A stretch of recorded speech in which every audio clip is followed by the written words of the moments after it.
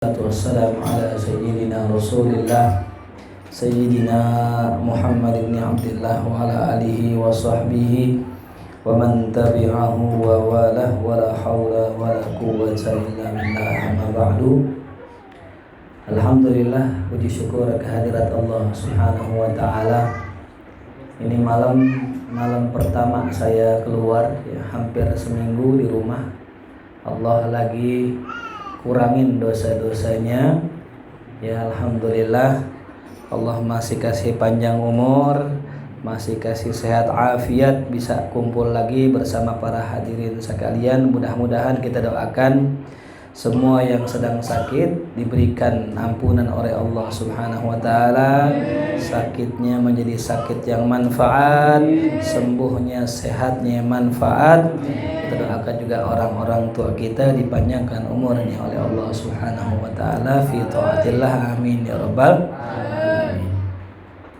Nah, sama-sama kita hormati segenap para orang tua, wabil khususnya Ketua RT 08 Mukarram Bapak Hidayat, juga Bapak Ishak, juga Bapak Dawi, dan juga seluruh para hadirin, para jamaah, bapak-bapak, ibu-ibu sekalian yang saya hormati.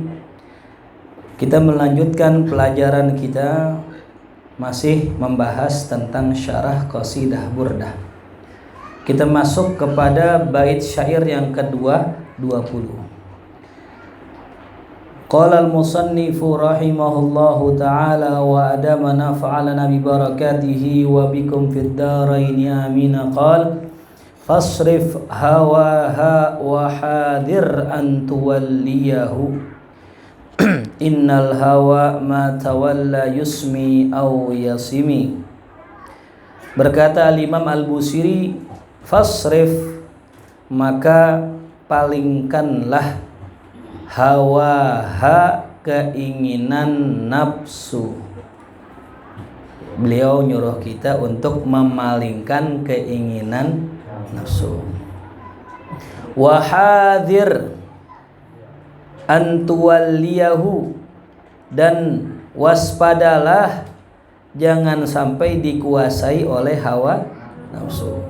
Innal hawa ma tawalla, sungguh hawa nafsu apabila ia itu berkuasa, yusmi au yasimi, ia bisa membinasakan dan bisa mencelakakan kita. Tuh.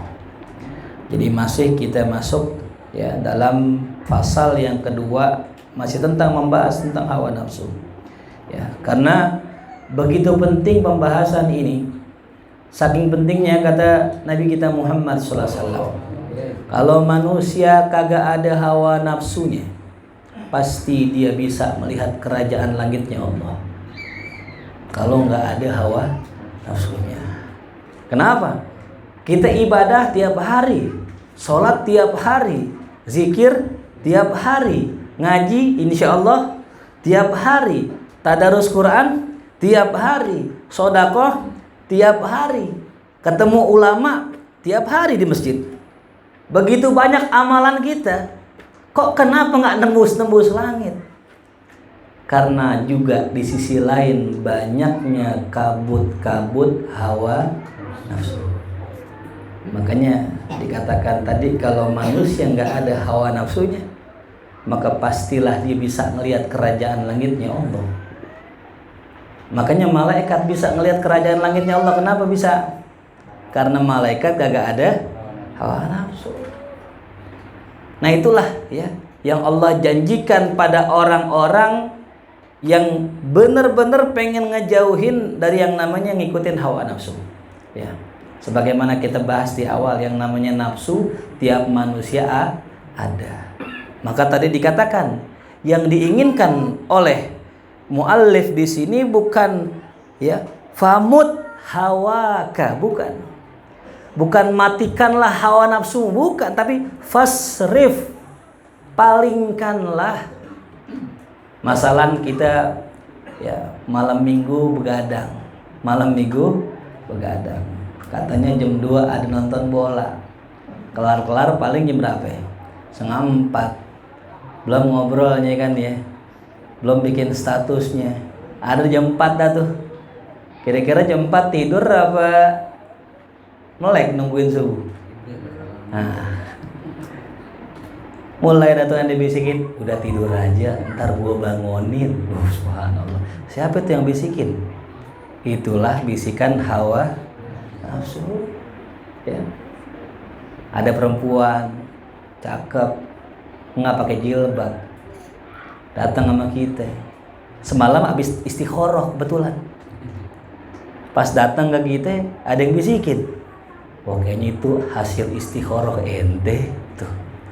Padahal bisikan hawa nafsu, belum tentu.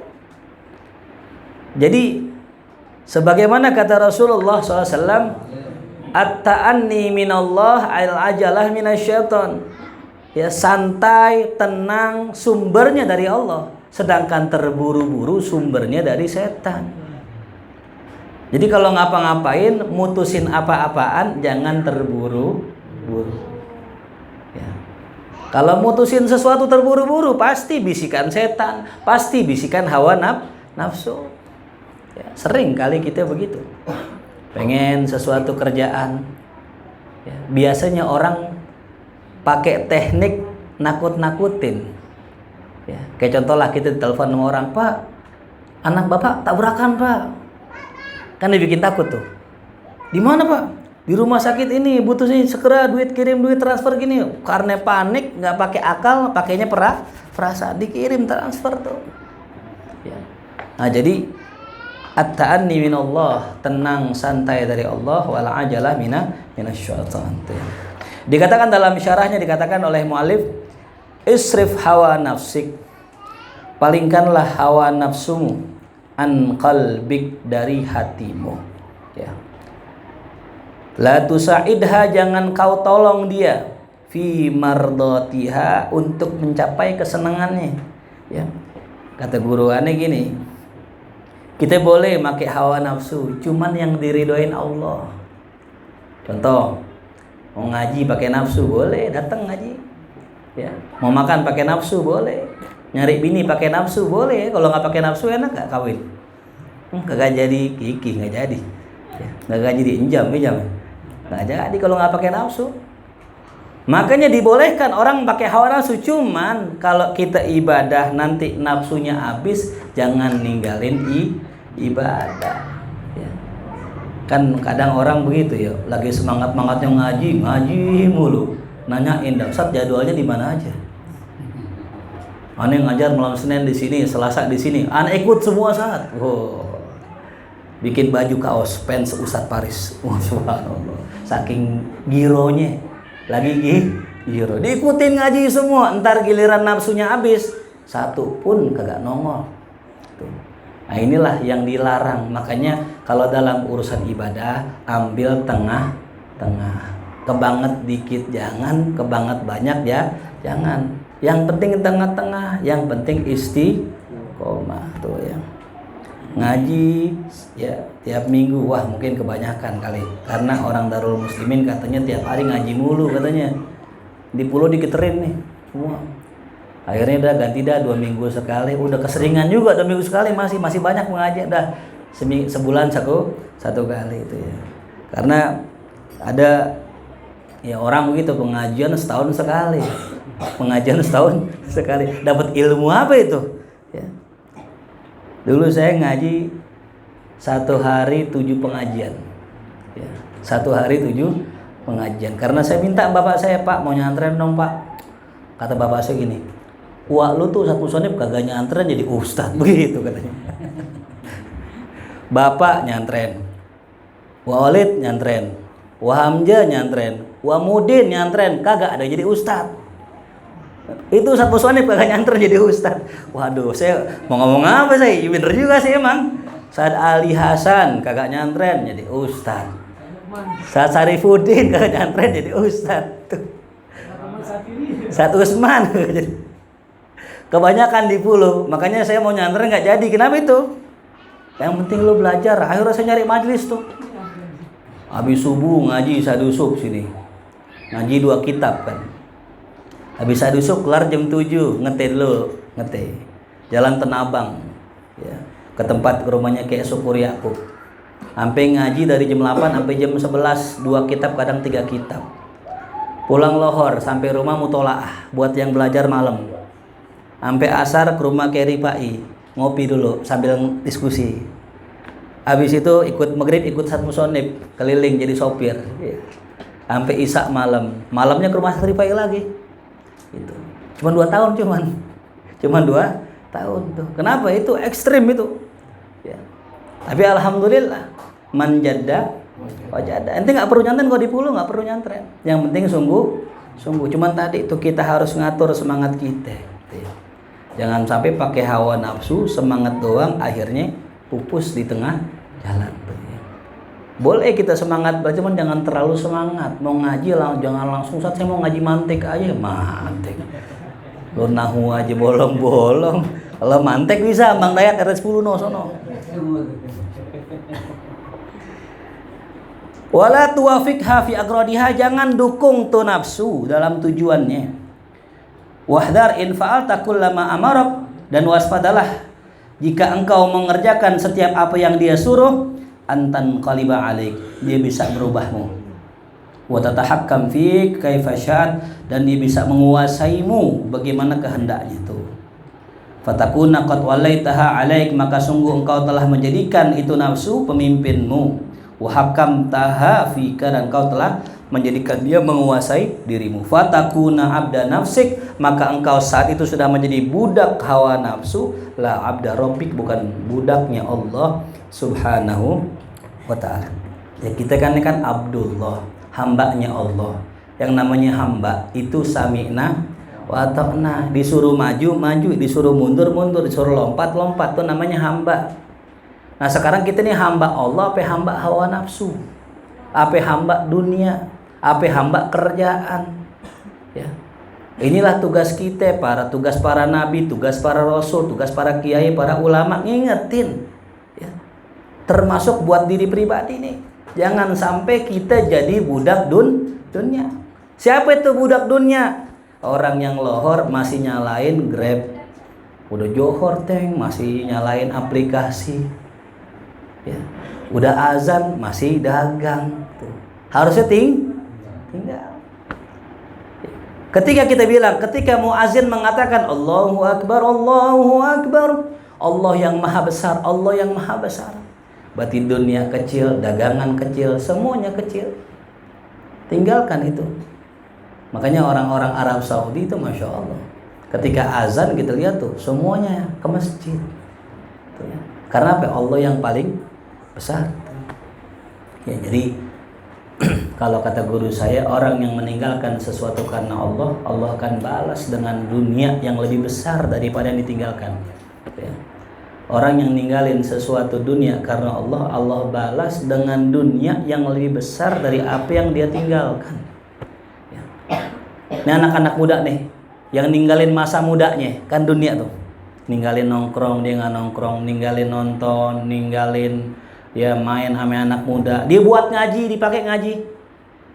Entar di masa dia dewasa, Allah beri apa yang dulu dia tinggalkan, bahkan lebih dari apa yang dia tinggalkan dulu.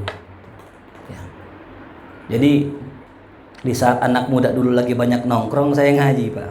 Saya ngaji sampai teman-teman saya orang tua mulu. Sampai sekarang teman-teman yang kita tinggalin dulu sekarang ngaji. Datang ke kita, datang bukan sebagai teman tapi datang sebagai murid. Coba kalau kita nggak ngaji, datang sebagai apa dia? Teman, bisa dikata-katain kita. Sekarang nggak, datang sebagai murid tuh, subhanallah. Ini contoh ya, ini pelajaran bahwasanya apa? Kalau orang ninggalin dunia karena Allah, maka dia nggak bakal kehilangan tuh dunia, karena dia meninggalkan dunia kepada pemilik dunia. Maka prinsipnya kalau mau jadi orang kaya, jangan tinggalin sholat. Kalau mau jadi orang sukses, jangan tinggalin taklim. Nggak ada ceritanya orang sukses ninggalin sholat. Satu tetangga saya nggak sholat-sholat tapi sukses, istidraj. Itu uluran dari Allah. Nggak lama nggak. Satu tetangga saya main sholat kaya, punya mobil. Ada di sini? Nggak ada. Nah. Istidraj, itu istidraj dari Allah. Ya Allah. Anda dengar kabar katanya sekarang sholat udah merebak katanya.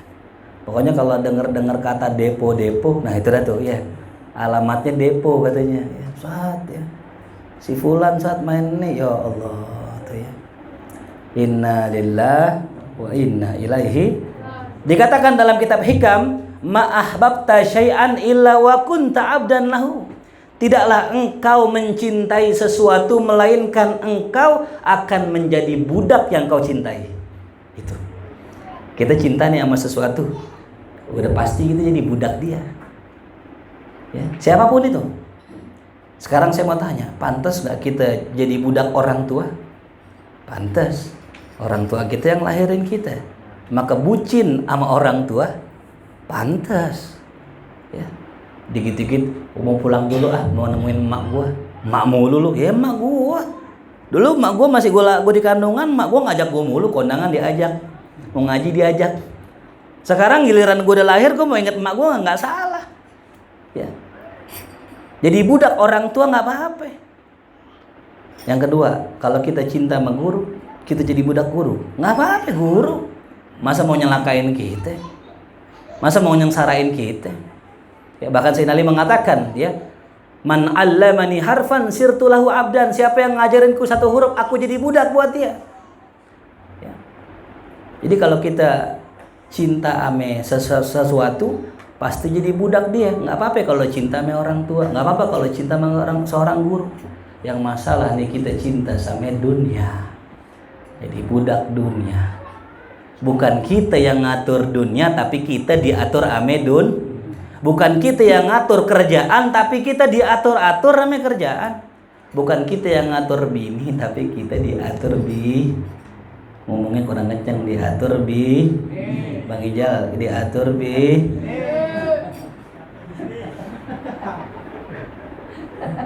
Dicari bini lagi yang bisa diatur gitu. Iya kan? Kita cinta gak bini kita? Berarti jadi budak bini. Nah, kita cinta dengan istri kita, betul ya. Yang namanya kita cinta sama istri ya kudu, masa sama bini kagak cinta, masa cintanya sama bini tetangga, jangan. Tapi jangan sampai kita jadi budak, sebalik tuh ya. Makanya ada seorang ustadz ngajarin begini, kalau bini ente WA ya, bang pulang bang, jangan pulang, ada ustadz bilang gitu, kalau bini ente WA, bang pulang bang, jangan pulang. Ya. Meskipun ente mau pulang, kenapa? Di saat itu ente sudah lebih rendah dari istri ente. Karena orang yang disuruh sama bini udah pasti di bawah. Al-amr dalam usul fikih minal a'la ilal adna. Yang namanya perintah itu turun dari atas ke bawah. Bang, pulang bang. Berarti yang nyuruh siapa? Bininya. Atasan. Nyuruh siapa? Bawahan. Saya mau tanya, laki-laki lebih tinggi apa lebih rendah? Ar-rijalu qawwamuna 'alan nisa. Giliran bang pulang bang disuruh nyurut. Kalau saya bilang sama istri saya, yang ini manggil yang sayang, yang bukan peyang bukan. Yang jangan sok-sok tawa jam ente, ngerti aja. Abang ente dulu. Jam-jam mau nyusul lah aja gini-gini. Kayaknya gue boleh panggil yang juga tadi. Jadi kalau saya bilang sama istri saya, kalau mau nyuruh pulang gini bahasanya, bang bisa pulang nggak? Tuh, bang bisa pulang nggak sekarang? Nanya, minta. Sehingga ketika kita mewujudkan permohonannya, kita lebih tinggi karena kita di atas, dia di bawah. Ya, iya bang Ijal ya. Iya. Jadi begitu. Kalau ngaji nih misalnya, yang pulang yang nggak pulang, nginep. Ya. Udah siap belum kasur di sini? Tapi kalau bilang, bang bisa pulang nggak? Oh bisa, tenang aja tuh. Ya, itu bahasa tuh singkat ya, menunjukkan akan derajat kita tadi. Makanya tadi dikatakan orang yang cinta sesuatu akan jadi budak. Ya. Maka pilihlah orang yang kita cintai. Jangan sembarangan kita nyari orang yang kita cintai itu ya. Wa huwa la yuhib an takuna abdan li ghairi, sedangkan Allah tidak ingin ya engkau menjadi hamba selainnya. Tuh. Wa qala sallallahu alaihi wasallam ta'isa abdu dinar wad dirham wal khamisah ta'isa wan takas. Dalam hadis Rasul bersabda, celakalah budak dinar, budak harta, budak dirham, ya budak duit, wal khamisah budak pakaian, ahlakatka yang telah menghancurkanmu, wasyanatka dan telah mencemarimu, ya afwan, ta'isa wan takas, ya celaka dan terbalik orang tersebut. Orang kalau udah jadi budak duit, udah jadi budak dirham, dinar, rupiah, semua terbalik urusannya ya. Makanya kita harus ingat betul pesan guru kita ya. Kalau kita ngapa-ngapain niatnya lillahi ta'ala ya. Kita nih kadang ujiannya berat, manusia ujian berat ya. Saya suatu hari pernah ditawarin masuk TV. Ustadz, saya ini orang yang masukin tuh ustadz terkenal masuk TV. Saya dulu tim manajemen. Ustadz mau nggak masuk TV? Tapi syaratnya kalau masuk TV bajunya jangan begini. Bajunya kayak baju raja gitu, ornamen-ornamen. Nanti ustadz tuh ceramah yang lucu. Kalau bisa ceramahnya nyebut-nyebut sinetron, nyebut-nyebut ini dan sebagainya. Saya bilang lah kita yang diatur ini. Ya, lihat bagaimana ustadz sekarang. Ustadz Somad masuk TV nggak? Enggak. Wah masuk TV nggak? Enggak. Habib Buya Yahya masuk TV nggak? Enggak. Itulah ulama yang benar. Bukan yang TV nggak benar ya, bukan ya? Ntar wah, berarti yang TV nggak benar ya? Bukan. Maksudnya apa? Ini nilai-nilai ini jangan sampai hilang. Kenapa kita masuk TV? Mau ngapain masuk TV? Mau nyari duit? Nggak perlu nyari duit di TV ya. Di bank banyak ya. Di bank banyak, di rumah Anjar banyak duit ya. Dia aur-aur sama dia, duit monopoli cuman ya. Memang menjanjikan orang masuk TV ceramah sekian juta ya, dibandingin dengan amplop Darul Muslimin sama amplop Burdah nih jauh ngelik terus kilet, jauh banget. Tapi apakah itu yang kita cari? Ya, alhamdulillah saya ngajar begini adanya cukup, anak 4 ya, istri 1, alhamdulillah. Bagaimana kita ngajar yang sekali assalamualaikum 3 juta ya. Ada orang ceramah tarifnya satu ceramah 30 juta.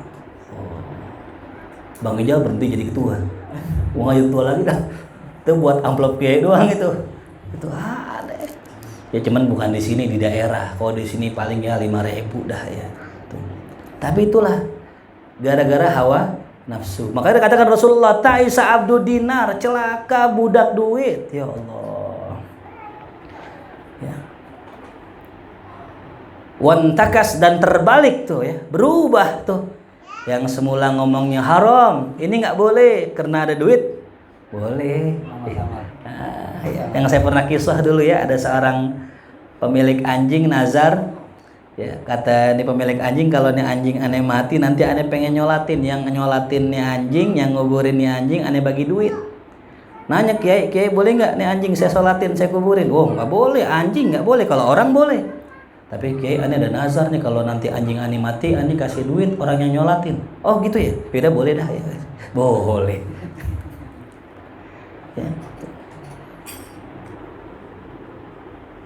Faidha tabi'ataha, kalau engkau mengikuti hawa nafsu, fi agradiha pada tujuan-tujuannya, awwalaitaha ala nafsik, atau kau jadikan dia penguasa dirimu, ahlakatka, itu nafsu akan mencelakaimu, wasyanatka atau mencemarimu, fataskut an darajatil kummal, maka engkau akan jatuh dari derajat kesempurnaan ya. Itu dalam hadis nih, masalah rumah tangga nih. Ada hadis unik ya, teman saya agak lupa redaksinya gimana, yang jelas iparmu tuh maut ya. Iparmu adalah maut. Jadi ada kasus begini, ada orang nikah suami istri, di rumah itu ada iparnya gitu, ada adeknya si laki si suami ya. Dalam hadis dikatakan iparmu maut ya. Suatu kali ketika suaminya berangkat kerja, namanya ipar kan, iya bukan orang dekat, bukan saudara, akhirnya nih bini sama adik ipar saling demenan, akhirnya pegang-pegangan, akhirnya zina, akhirnya ketahuan, akhirnya ribut, akhirnya dibunuh mati. Tuh namanya ipar itu adalah. Saat kok mesti begitu? Emang nggak percaya ame saudara sendiri? Bukan. Yang namanya nafsu, ya. Jangankan bukan kiai, yang kiai aja bisa hilap. Jangankan yang bukan kiai, yang kiai bisa hilap loh. Antum bayangkan sekarang lagi banyak gak kasus pencabulan? Banyak gak sekarang? Pesantren ini mencabuli sekian anak, pesantren ini cabulin sekian anak, ya Allah. Ngeri gitu ya. Ya. Jadi jangankan kita orang biasa, kiai nih, ustadz bisa hilap, karena kan tadi ya, zohir belum tentu sama dengan batin. Ya. Dan banyak lagi pesantren yang masih nutup mulut, yang nggak mau ngomong. Yang lahir di mana kemarin? Yang Jombang tuh. Ya. Itu kita ngeri, ya Allah ya Karim. Ya. Ini fenomena yang tadi saya katakan, semua bermula dari nafsu. Qad aflaha man zakkaha wa qad khaba man. Beruntung orang yang mensucikan nafsunya, dan rugi orang yang mengotori ya nafsunya itu ya. Jadi makanya tadi jangan kita merasa aman. Kalau antum melihat ada kiai dicium tangannya sama santrinya yang perempuan, yang dewasa, husnuzon dah. Kiai mungkin nggak pakai nafsu. Tapi kita jangan. Ya, Ustadz Badru misalnya, murid itu salaman gini kan. Ya salaman mau Ustadz ya, salaman. Bolak-balik dong, bolak-balik. Ciumnya pakai bibir. Lemannya perempuan kan. Jangan ya. Makanya Habib Jindan tegas banget waktu di As-Salafiyah dulu, saya masih ingat tuh ya.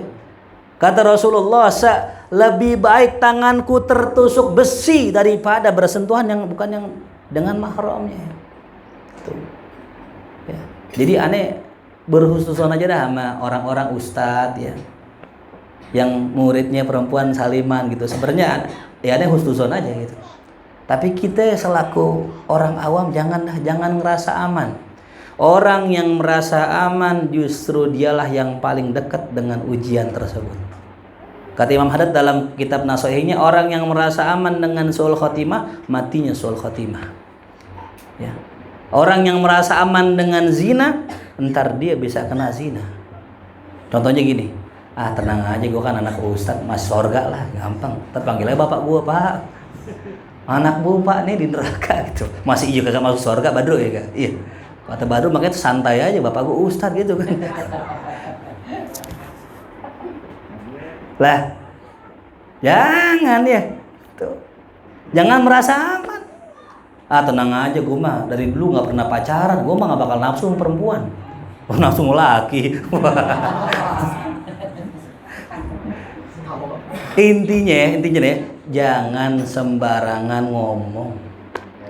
Aneh banyak dengar orang tadi kemakan omongannya. Ya. Bang Ijal, nanti jangan cari bini lagi, bini nanti kasihan. Enggak usah, demi Allah dah, saya nggak bakal kawin lagi. Wow. Demi Allah dah, demi Allah lagi. Akhirnya apa? Allah uji dengan omongannya. Makanya saya ditanya sama bini saya, yang mau kawin lagi nggak? Kamu kalau aku mati kamu kawin lagi nggak gitu? Udah nggak usah ditanya, tuh. Nggak usah soalnya kalau saya bilang enggak, ntar diuji. Ya, enggak ntar diuji. Kalau nikah nanti kawin lagi nggak? Enggak, aku nggak bakal kawin lagi, ntar diuji. Mendingan nggak usah ngomong, diem aja gitu. Sama aja. Ada seorang istri nggak percayaan banget sama laki. Dibilang sama lakinya, pas sakit sekarat, bininya sakit sekarat. Ya, yang kalau aku nanti mati kamu bakal kawin lagi nggak? Kata lakinya, enggak, aku nggak percaya. Enggak bener, demi Allah. Enggak, aku nggak percaya. Kalau kamu bener nggak bakal kawin lagi, sekarang potong kemaluan kamu. Akhirnya karena cintanya suami sama istri, dipotong tuh zakarnya. Nggak lama bininya baik. Bininya baik. Kata bininya, ya gua nggak punya pegangan. Ini kisah nyata ya, ini kisah nyata. Dalam kitab ada. Akhirnya tuh nih bini nyari seorang yang terkenal dengan karomahnya. Ada Habib Fulan, saya lupa namanya siapa. Datang ke Habib, Bib, ya Allah Bib, aneh nyesel banget. Kemarin aneh sakit parah, aneh udah ngerasa pengen mati Bib. Aneh nyuruh motong tolak zakar laki aneh. Tahu-tahu aneh baik Bib. Sekarang aneh nggak punya pegangan hidup Bib. Kata Habibnya, udah lu cari batang kayu, lu bawa kemari. Dicari sama bininya batang kayu. Nih Bib, nah, ente tempel di punya laki ente, ditempel begini. Bismillah, dibaca Bismillah, jadi katanya sepanjang kayunya.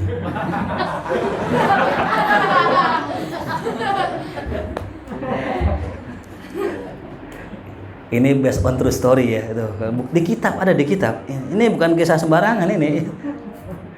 Gitu. Dan konon katanya kayu yang diambil agak panjang sedikit itu ya. Jadi kata bininya, alhamdulillah ada hikmahnya gitu. Anak kecil nggak paham, jangan tekap kuping aja. Terakhir. Ya, tadi bini saya pesan kalau udah kelar ngaji langsung pulang gitu, jangan mampir kemana-mana. Iya siap gitu ya. Tusat nurut sama si istri, enggak, itu sayang namanya.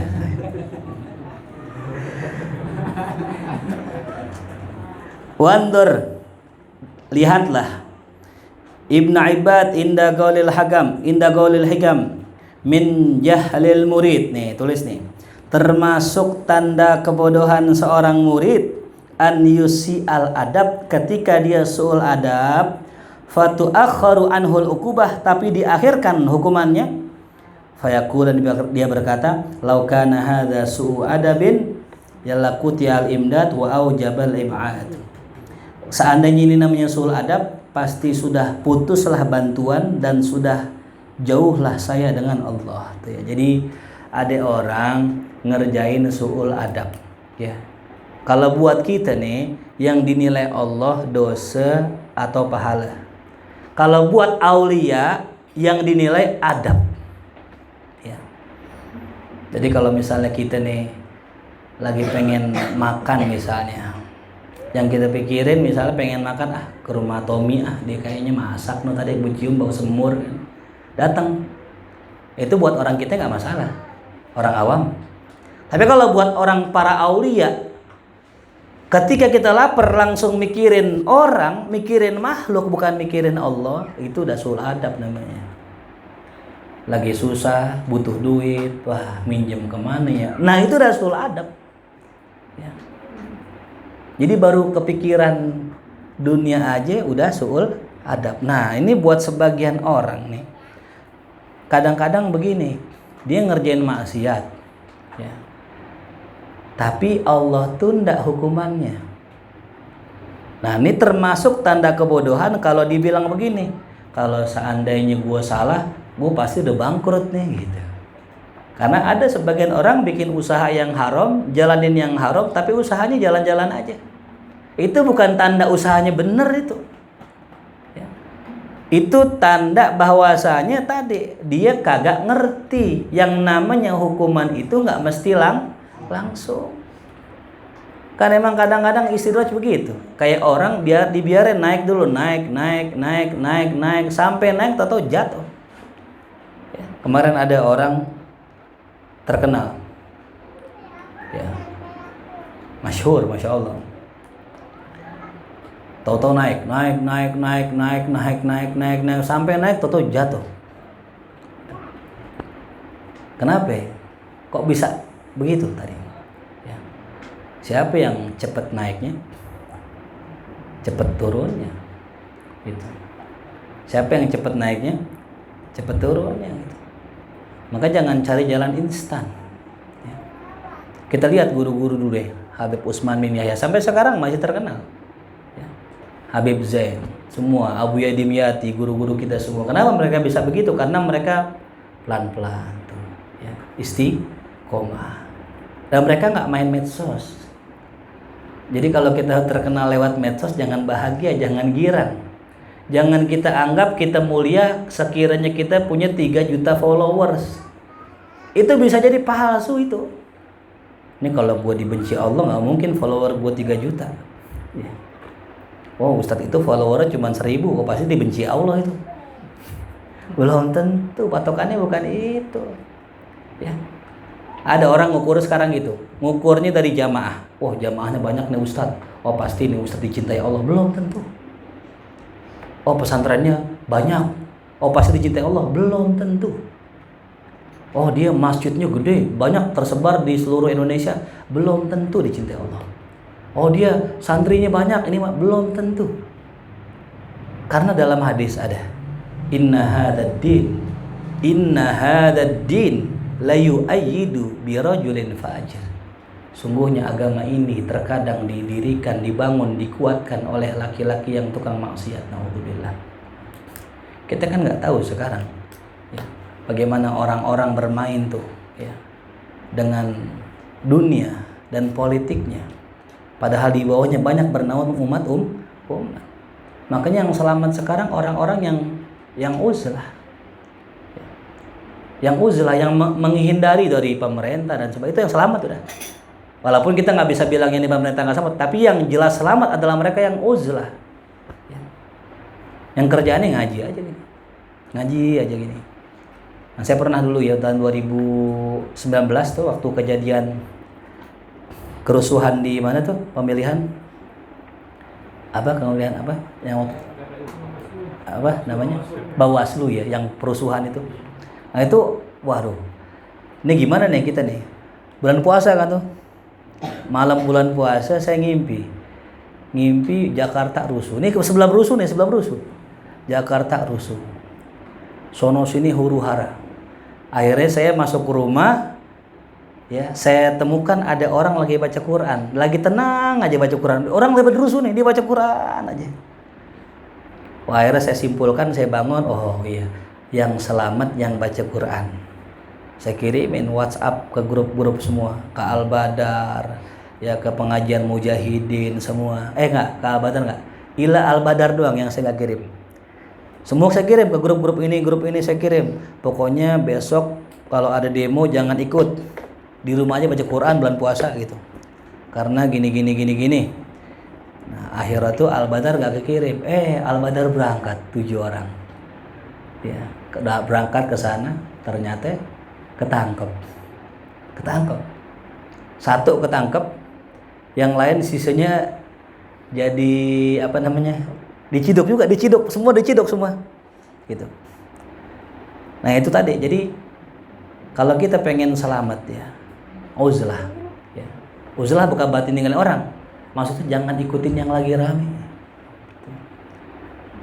Karena kita nggak bakal ditanya sama Allah tentang masalah itu. Yang penting tugas kita sebagai ya orang Indonesia, sudah milih, sudah nyoblos, masalah menang atau kalah bukan urusan kita. Ya. Apalagi kita musuhan sama orang yang beda pendapat dengan kita. Nauzubillah min dzalik. Besok nih pemilihan lagi 2024 nih, jangan pakai ribut. Besok pasti pecah nih. Ya, Anies kan katanya mau sama siapa Anies? Sama Pak Uti kalau salah ya.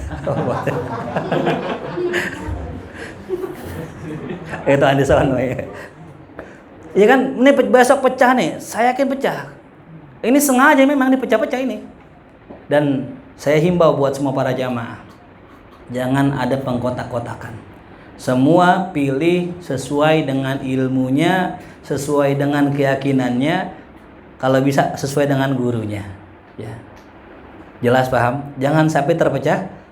Umat Islam nggak boleh pecah. Tadi yang pecah berarti ngikutin hawa nafsu. Ya. Orang pakai ilmu nggak bakalan pecah-pecah. Tapi kenapa banyak ilmu malah jadi pecah? Kan harusnya kan kampung pulau kalau banyak ilmu kan enak ya. Tapi kenapa kok ketika banyak ilmu jadi malah jadi ribut, saling debat, saling ini? Karena ilmunya pakai hawa nafsu. Sholat, ibadah harusnya kan nyaman ya. Kenapa ketika sholat pada pecah-pecah? Karena sholatnya pakai hawa nafsu. Yang hawa nafsunya pengen lama, mintanya lama. Yang lamaan dong tarawihnya. Sejus kalau bisa. Yang nafsunya lah lama. Ada yang nafsunya pengen cepet, mam. Kuliah kulhu gitu. Jangan panjang-panjang. Ribut gak dari masjid? Ribut karena pakai apa? Coba kalau nggak pakai nafsu, udah kita terserah ketua aja. Ketua maunya gimana? Udah ketua ini aja yang pendek. Ya udah nurut gitu. Ya. Kayak kita ngaji ikutin gurunya. Mau gurunya kelar isya kek, mau lebih isya kek, mau lewat banyak kek, itu terserah gurunya. Jangan sampai ada kayak satu tempat gitu, lagi ngajar diinterupsi. Afwan Ustadz, sudah masuk waktu sholat. Ini sudah masuk waktu sholat lah. Ini yang Ustadz siapa ini? Suatu hari Imam Malik lagi ngaji, lagi ngajar. Tiba-tiba ada muridnya tutup kitab karena udah masuk waktu sholat. Imam Malik nanya, ente mau ngapain? Ane mau sholat. Ente pergi kepada sesuatu yang tidak lebih baik dari apa yang ente sedang kerjakan sekarang. Insyaallah. Kelarin dulu pelajaran baru sholat. Tuh Imam Malik. Abdullah bin Abbas ketika ngajar panjang sampai pengen habis waktu sholat. Sahabat nanya, ya Imam, kita ini nggak sholat dulu. Yang Imam aneh apa ente katanya. Kalau kita sudah yakin dengan guru, ikutin aja. Ya. Sebagaimana Abu Yazid Al-Bustami nyuruh muridnya nyebrang laut, sebut namanya aneh. Disebut nama gurunya, Abu Yazid. Nyebrang. Ragu, masa nama guru bukan nama Allah? Ya Allah, tenggelam dia. Kenapa tenggelam? Kagak yakin. Nggak mungkin guru sekelas itu menjauhkan muridnya dari Allah. Pasti dia punya ilmu. Kan sering tuh kadang kalau misal acara, ayo kerja bakti. Udah sholatnya di jamaah aja. Lah Ustaz, emang kita mau ke puncak jamaah? Emang ke puncak doang jamaah? Ilmu luas. Husnuzon aja. Jangan suzon lah. Ustaz Paris, gue baru tumben kerja bakti pakai sholat jamaah. Emang ada itu?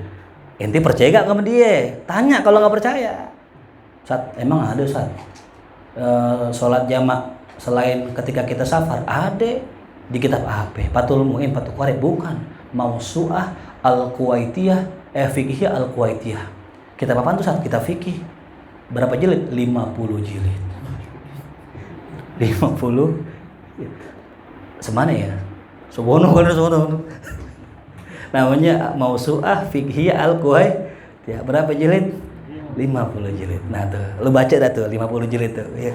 Udah mau ikut guru apa mau ikut sendiri aja dah? Jelas paham? Jadi kalau udah ada instruksi sama guru, kalau kita memang hati kita nggak nyaman, tanya. Tapi kalau kita bisa husnuzon, nah biar kita selamat dari hawa nafsu. Wallahu a'lam bishawab. Mudah-mudahan apa yang dikaji bermanfaat buat kita semua.